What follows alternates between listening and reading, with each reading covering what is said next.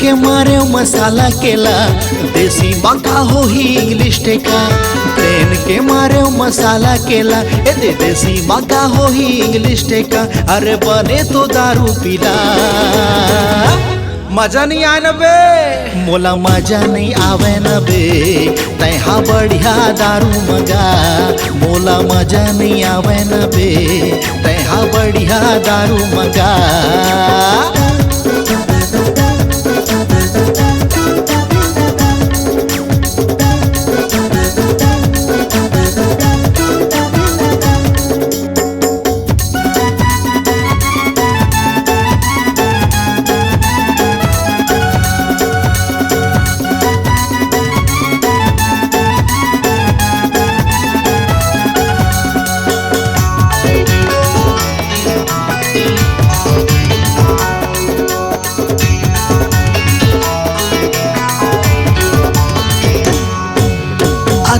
तक के दारू पिलाए, 5 के चखना मंगाए।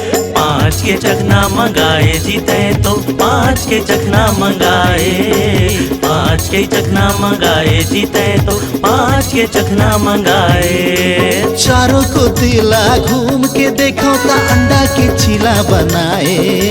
अंडा के चीला बनाए जियो मन, अंडा के चीला बनाए। अंडा के चीला बनाए जियो मन, अंडा के चीला बनाए। तुमन कुकरी खाए करो जाने यार, मोला मजा नहीं आवे न बे, तैहा बढ़िया दारू मंगा।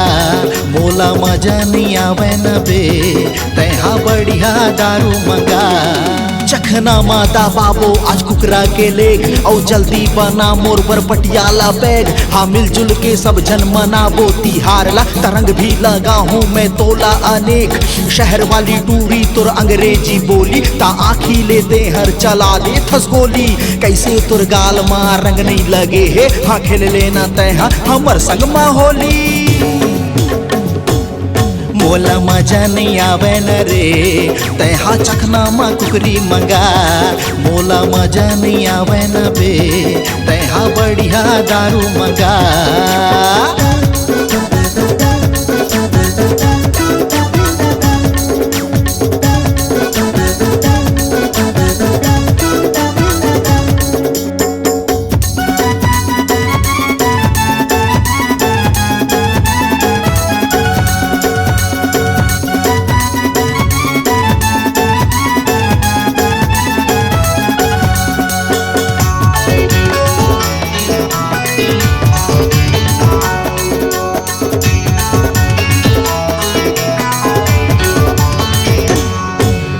पिए खवै माँ पैसा सिरागे, जे भोगे फूटी कौड़ी।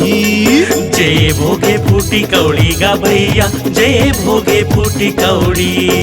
जे भोगे फूटी कौड़ी गा भैया, जे भोगे फूटी कौड़ी। घरे मजा होता बाई गारी दीही, दीही मोला लौठी लौठी।